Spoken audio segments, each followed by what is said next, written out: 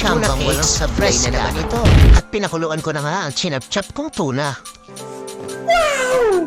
At nilagay ko na nga ang mga tampalasa.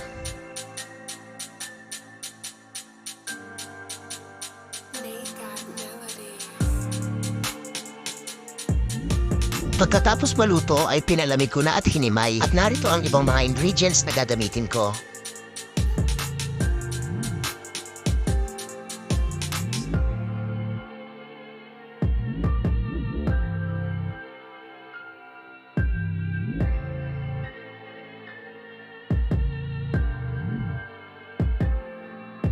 After mixing ay hinulma ko na. At oras na para sa coating.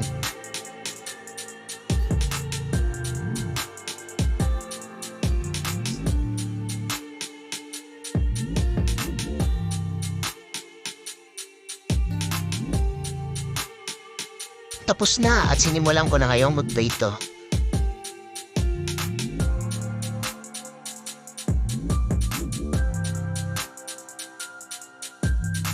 At ayun na, ayos na. Kakain na lang ang kulang. Dali! Hanggang sa muli.